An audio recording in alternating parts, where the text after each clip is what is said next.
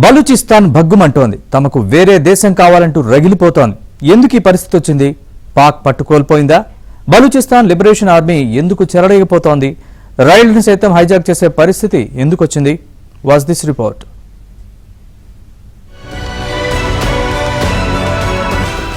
క్వెట్టా నుంచి పెషావర్ వెళ్తున్న జాఫర్ ఎక్స్ప్రెస్ పై కాల్పులు జరిపి దాడి చేసి తమ ఆధీనంలోకి తీసుకుంది బలూచిస్తాన్ లిబరేషన్ ఆర్మీ. ట్రైన్ ను కొండ ప్రాంతంలోకి తీసుకెళ్లిపోయారు. అసలు పాకిస్తాన్ లో రైళ్లను హైజాక్ చేసే పరిస్థితి ఎందుకు వచ్చింది? బలూచిస్తాన్ పై పాక్ పట్టుకోల్పోయిందా?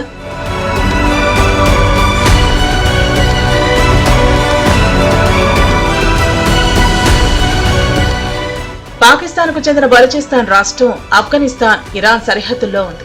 గిరిజన తెగలు ఎక్కువ. దాదాపు 1,80,00,000 జనాభా ఉంటుంది. 3,47,000 చదరపు కిలోమీటర్ల విస్తీర్ణంలో ఉండే ఈ రాష్ట్ర రాజధాని క్వెట్టా. వైశాల్య పరంగా పాక్ లో అతిపెద్ద రాష్ట్రం ఇది. పాకిస్తాన్ ప్రభుత్వం తమ ప్రావిన్స్ పట్ల వివక్ష చూపుతోందని, అంతేకాదు ఖనిజాల దోపిడీకి పాల్పడుతోందని బలూచిస్తాన్ లిబరేషన్ ఆర్మీ ఆరోపిస్తోంది. పాకిస్తాన్ నుంచి స్వాతంత్ర్యం కోరుతూ తిరుగుబాటు చేస్తోంది. చాలాసార్లు పాకిస్తాన్ ఆర్మీ దళాలపై, ప్రభుత్వ ప్రాజెక్టులపై బిఎల్ఏ దాడులు చేసింది. తాము పాకిస్తాన్ లో ఉండలేమని, పాక్ తమ ప్రాంతాన్ని ఆక్రమించిందంటూ 1947లోనే తిరుగుబాటు మొదలైంది.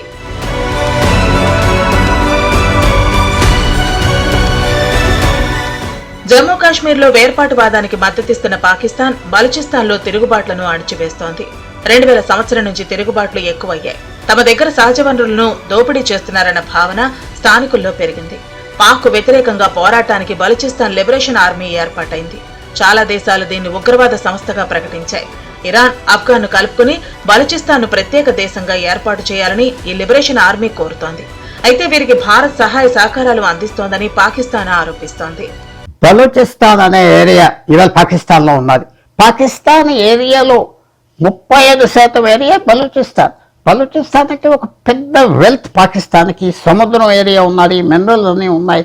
ఇవాళ మేము వెళ్ళిపోతాం, మా ఆస్తి అంతా మీరు తినేస్తున్నారని బలూచిస్తాన్ పాకిస్తాన్ అటాక్ చేసుకుంటున్నారు. మన ఆస్తి మనదంతా పాకిస్తాన్కి వెళ్తుంది, మనకి ఏమి పరిపాలనలో భాగం లేదని. ఎంతవరకు సక్సెస్ అవుతుంది అది మనం ఇంకా చెప్పలేము. ఎందుకంటే వాళ్ళు ప్రయత్నం చేస్తున్నారు. చైనాకి ఇక్కడ పెద్ద పెట్టుబడులు పెట్టారు బలూచిస్తాన్లో. హార్బర్స్ అన్ని వాళ్ళే. వాళ్ళు వదులుతారా అంత సులభంగా? చూడాలి. అన్నిటికంటే ముఖ్యం ఏంటంటే యూరోప్, అమెరికా ఏ స్టాన్స్ తీసుకుంటుంది, పక్కన రష్యా ఇప్పుడు ఏ స్టాన్స్ తీసుకుంటుంది. బలూచిస్తాన్ వేరే దేశం చేయడానికి ఇరాన్కి కూడా ఇష్టం.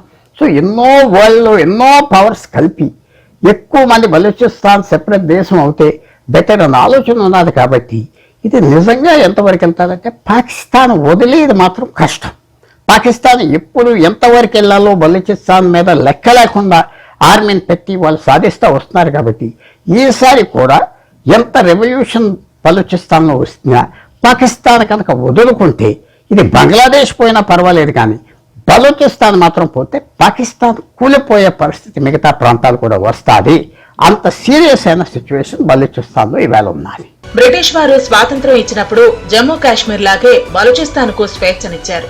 ఏ దేశంలోనైనా కలవచ్చని లేదా స్వాతంత్రంగా ఉండొచ్చని బ్రిటిష్ వారు స్వేచ్ఛనిచ్చారు.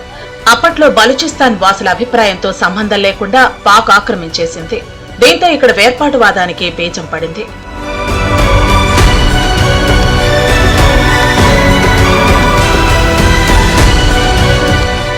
బలూచిస్తాన్ లో వనరులు వెలికితీయటం, మౌలిక సదుపాయాలు కల్పించడం పాకిస్తాన్ కు చేత కాదు. అందుకే చైనాను ఆహ్వానించింది పాక్. ఇప్పుడు బలూచిస్తాన్ లో డామినేషన్ అంతా చైనా కంపెనీలదే. బలూచిస్తాన్ లో ఎకనామిక్ కారిడార్ నిర్మిస్తోంది.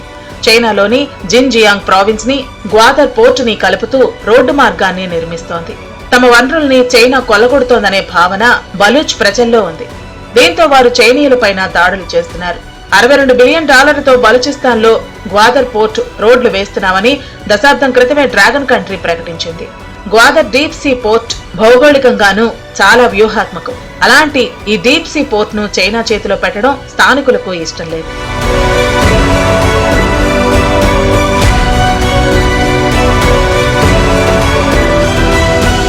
బలూచిస్తాన్ ప్రాంతంలో తెహ్రీక్ ఈ తాలిబాన్ సంస్థ సైతం పాక్ సైన్యానికి వ్యతిరేకంగా పోరాడుతోంది. తిరుగుబాటుదారులను పాక్ సైన్యం అణిచివేస్తోంది. దమనకాండ కొనసాగిస్తోంది. గొంతెత్తితే చాలు వారిని పాక్ సైన్యం మాయం చేస్తోంది. బలూచ్ నాయకుడు బుక్తీని సైతం పాక్ సైన్యం చంపేసింది. 1970లోనే బలూచిస్తాన్ లిబరేషన్ ఆర్మీ ఏర్పడినా 2010 నుంచి దూకుడు పెంచింది. పాక్ బుద్ధి చెప్పాలని భారత్ ను బలూచిస్తాన్ విముక్తి కోసం పోరాడుతున్న వారు కోరుతున్నారు. మాకు ప్రత్యేక దేశం కావాలా, మేము పాకిస్తాన్లో కలిసి ఉన్నాం, పాకిస్తాన్ నుంచి మమ్మల్ని లిబరేట్ చేయాలనేసి లిబరేషన్ ఆర్మీస్ని ఏర్పాటు చేసుకున్నారు. ఇటువంటి ఉగ్రవాద చర్యలన్నీ కూడా చేస్తున్నారు. పాకిస్తాన్లో ఉండేటువంటి ఒక ప్రధానమైనటువంటి సమస్యగా ఈరోజు బలూచిస్తాన్ సమస్య ముందుకొచ్చింది. పాకిస్తాన్ ప్రభుత్వం ఆ ప్రాంతాన్ని స్వయం ప్రతిపత్తి గల ప్రాంతంగా ప్రకటించి అక్కడ ఉన్నటువంటి ప్రజల యొక్క సంస్కృతిని, వాళ్ళ యొక్క ఆచార వ్యవహారాలని, వాళ్ళ భాషను గుర్తించి వాళ్ళకి తోడ్పాటిచ్చేటువంటి పద్ధతిలో వాళ్ళని సాటిస్ఫై చేయాలి. అట్లా కాదంటే ఈ తీవ్రవాద ఉద్యమం అది క్రమంగా పెరుగుతుంది. ఎందుకంటే ఇది ఇరాన్కు ఒకవైపు సరిహద్దు కలిగి ఉంది, ఆఫ్ఘనిస్తాన్కి ఇంకోవైపు సరిహద్దు కలిగి ఉంది. ఆఫ్ఘనిస్తాను అమెరికాను ఓడించినటువంటి ఒక గొప్ప చరిత్ర ఉంది. అట్లాగే ఇరాను మొత్తం ఈరోజు అమెరికాను సవాల్ చేసేటువంటి దశలో ఇరాన్ ఉంది. ఈ రెండు దేశాలు సరిహద్దులు కలిగి ఉన్నప్పుడు ఎప్పటికైనా పాకిస్తాన్కి ప్రమాదమే.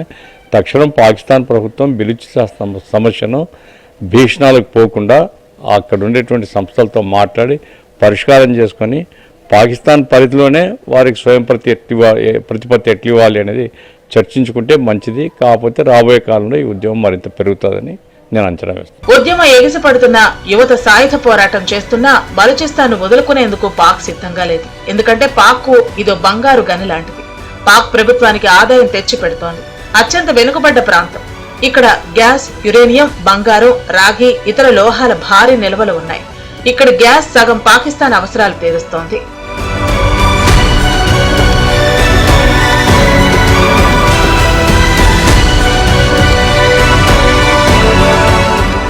బలూచ్పై పాక్ ఎప్పుడూ పూర్తిస్థాయి పట్టులేదు. తిరుగుబాటుదారులదే పైచేయి.